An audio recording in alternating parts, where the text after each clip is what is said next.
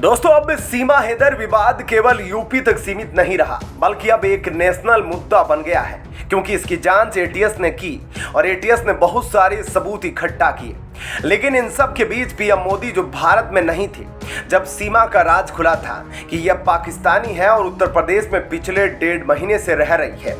इस प्रकार का खुलासा हुआ जब प्रधानमंत्री मोदी फ्रांस और यूएई के विजिट पर थे, लेकिन आने के बाद उन्होंने सबसे पहले तो महागठबंधन को लताड़ा। लेकिन अब सीमा हैदर विवाद पर आखिर उनको बोलना ही पड़ा। बता दें कि पीएम मोदी ने साफ साफ कहा है कि सीमा हैदर की जो जांच एटीएस कर रही है उसकी रिपोर्ट आने के बाद भारत सरकार डिसाइड करेगी कि उसे वापस पाकिस्तान भिजवाया जाए या फिर भारत में रखा जाए। आपको क्या लगता है, क्या सीमा हैदर को प्रधानमंत्री मोदी द्वारा पाकिस्तान भेजा जाना चाहिए या फिर उसे कंटिन्यू इंडिया में ही रखना चाहिए? आप अपनी राय हमें नीचे कमेंट करके जरूर बताएं। दोस्तों, क्योंकि सीमा हैदर के बारे में यह भी बताया जा रहा है कि या तो यह आईएसआई से लिंक है या फिर पाकिस्तानी आर्मी से लिंक है, लेकिन सीमा हैदर लगातार इनकार कर रही है और टीवी चैनलों पर हर जगह जिस तरह से डिबेट में पेश आ रही है उससे यह लगता है कि यह इनोसेंट है। लेकिन इस पर हम आपकी राय पूछना चाहते हैं कि आपकी क्या राय है, क्योंकि जनता जनार्दन होती है और जनता जो विचार करेगी वह सरकार जरूर सुनेगी। एटीएस की टीम भी जरूर कहीं ना कहीं रिकॉग्नाइज करेगी। कमेंट में दिए गए निर्णय को तो आप कमेंट करके बताइएगा कि क्या सीमा हैदर को वापस पाकिस्तान भेजा जाना चाहिए या फिर भारत में ही रखना चाहिए। प्रधानमंत्री मोदी ने तो साफ साफ अब यह निर्देश दे दिया है कि अगर एटीएस इसे गलत पाता है तो बिना कोई इमोशनल अटैचमेंट के इन्हें वापस पाकिस्तान भेजना ही पड़ेगा देश के साथ किसी भी तरह, क्योंकि लापरवाही बर्दाश्त नहीं करेगी भारत सरकार। यह मामला इसलिए ज्यादा बढ़ रहा है क्योंकि यह मामला पाकिस्तान से आई लड़की का है। भारत का पाकिस्तान कितना बड़ा दुश्मन है और कितना कट्टर देश है, यह आप इस बात से अंदाजा लगा सकते हैं कि पाकिस्तान ने कितनी बड़ी आतंकवादी गतिविधियां भारत में करवाई है।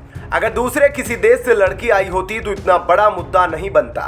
ऐसा हो भी रहा है। आपने कितनी बार फेसबुक या फिर यूट्यूब पर देखा होगा कि कभी रशियन लड़कियां आकर भारतीय युवकों से शादी कर रही है तो कभी यूरोप की लड़कियां भारत में आकर फेसबुक के प्यार में फंसकर शादी करती है। लेकिन पाकिस्तान का मुद्दा इसलिए उछल रहा है क्योंकि पाकिस्तान ही है ऐसा देश कि उसके नागरिकों को बिना जांच किए भारत में आने की अनुमति नहीं देनी चाहिए। लेकिन इन सब के अलावा एक और पोस्टर वायरल हो रहा है जिसमें बताया जा रहा है कि सीमा हैदर बीजेपी से चुनाव लड़ेगी। दोस्तों, एक पोस्टर सोशल मीडिया पर काफी वायरल हो रहा है। इस पोस्टर में सीमा हैदर तो नजर आ रही है, लेकिन साथ ही इस पोस्टर के जरिए यह बताने की कोशिश की जा रही है कि सीमा हैदर चुनाव लड़ने जा रही है और वो भी बीजेपी की टिकट से। हालांकि इस पोस्टर को देखने के बाद आप खुद समझ जाएंगे कि कैसे ऐसे फर्जी तरीके से वायरल किए जा रहे हैं, लेकिन फिर भी इस पोस्टर को देखकर लग रहा है कि वाकई में कहीं ऐसा तो नहीं कि सीमा हैदर चुनाव लड़ने जा रही हो। हालांकि पोस्टर देखकर आप समझ जाएंगे कि यह पोस्टर फेक है। सबसे पहले इस पोस्टर में सीमा हैदर की तस्वीर लगी है जिसमें वह हाथ जोड़कर खड़ी है और एक कोने में देश के प्रधानमंत्री मोदी की तस्वीर है। साथ में लिखा है भाजपा को चुनो, विकास को चुनो। कमल का फूल बना हुआ है और उसके ठीक नीचे लिखा हुआ है युवा दिलों की धड़कन, बहुत ज्यादा लोकप्रिय उम्मीदवार सीमा हैदर, पाकिस्तान वाली को वोट और समर्थन देकर विजयी बनाए। विधानसभा राजगढ़ लक्ष्मणगढ़, भाजपा को वोट दे। ऐसे में जब से यह पोस्टर वायरल हुआ है इसे देखते ही फर्जी बताया जा रहा है। दोस्तों, इस खबर के बारे में आपकी क्या राय है हमें कमेंट करके जरूर बताएं। और अब आपको बताते हैं ऐसी ही एक और बड़ी खबर।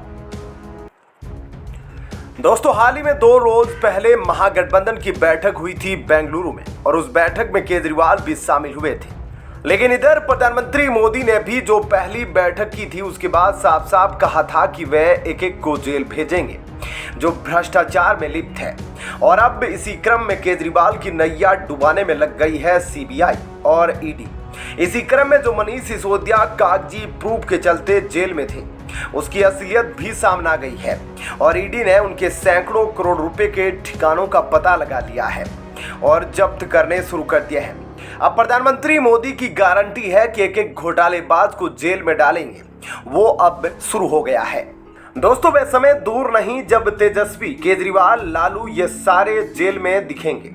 आप कमेंट करके बताइएगा कि प्रधानमंत्री मोदी का यह जो स्टेप है, सभी भ्रष्टाचारियों को फिर से जेल में डालने के लिए सीबीआई और ईडी पीछे लगा रहे हैं, यह सही कदम है या नहीं, या फिर उन लोगों को जेल में ना भेजकर उनको विरोध में चुनाव लड़ने देना चाहिए। आप कमेंट करके जरूर बताएं। और अब आपको डिटेल में बताते हैं कि कैसे केजरीवाल का यह मंत्री मनीष सिसोदिया अब पूरे प्रूफ के साथ फंसता नजर आ रहा है। ईडी ने दिल्ली के पूर्व मुख्यमंत्री मनीष सिसोदिया के खिलाफ बड़ी कार्रवाई करते हुए सिसोदिया, उनकी पत्नी और उनके करीबियों की करीब 52 करोड़ रुपए की संपत्ति जब्त की है। ईडी ने दिल्ली शराब घोटाले में जो एक्शन लिया है उसने मनीष सिसोदिया, अमनदीप सिंह डाल, गौतम मल्होत्रा और राजेश जोशी की 52.24 करोड़ रुपए की संपत्ति जब्त कर ली है। बताया जा रहा है कि मनीष सिसोदिया की इसमें 7.29 करोड़ रुपए की संपत्ति है।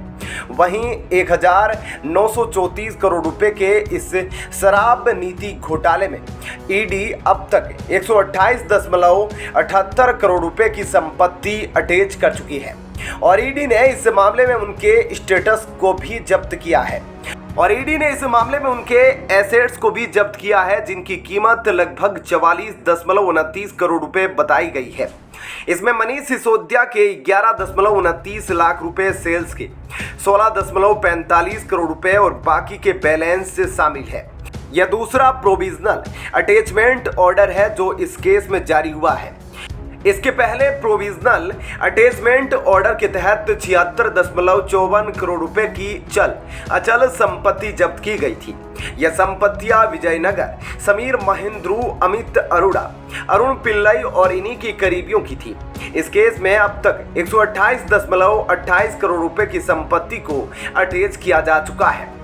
इस क्राइम में ईडी को कम से कम 1934 करोड़ रुपए की रकम की घोटाले का अंदाजा है। केस में ईडी ने अब तक 12 लोगों को गिरफ्तार किया है। 5 मामलों में उसने प्रोसिक्यूशन कंप्लेंट फाइल की है।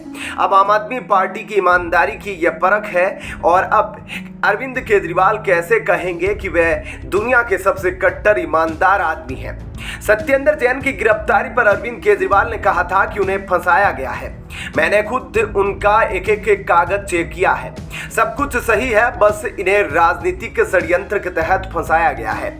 सब कुछ सही है, लेकिन अब केजरीवाल कहां से कागज लेकर आएंगे कि यह प्रॉपर्टी मनीष सिसोदिया की नहीं है, क्योंकि केजरीवाल का तो कहना है कि यह पूरा शराब घोटाला ही फर्जी है, यह मनगढ़ंत है और इसे बनाया गया है। और केजरीवाल का कहना था कि कुछ सबूत मिले थे और कुछ चीजें मिली थी, जिसके बाद सरकार ने कहा इन सबूतों के बिना आप पूरा घोटाला तैयार कर लीजिए। और ईडी और सीबीआई ने ऐसा ही किया। ऐसे में अरविंद केजरीवाल का यह कहना है कि प्रधानमंत्री को अनपढ़ बताने वाले अरविंद केजरीवाल अब यह कैसे साबित करेंगे कि उनके सारे नेता निर्दोष हैं और यह जो संपत्ति ईडी ने अटैच की है यह उनकी नहीं है। हालांकि मनीष सिसोदिया सुप्रीम कोर्ट में अपनी याचिका दायर कर चुके हैं, उन्हें जमानत दे दी जाए, लेकिन उनकी याचिका पहले भी खारिज कर दी गई थी और अभी भी उस पर कोई कार्रवाई नहीं हुई है। तो दोस्तों इस खबर के बारे में आपकी क्या राय है, हमें कमेंट करके जरूर बताएं।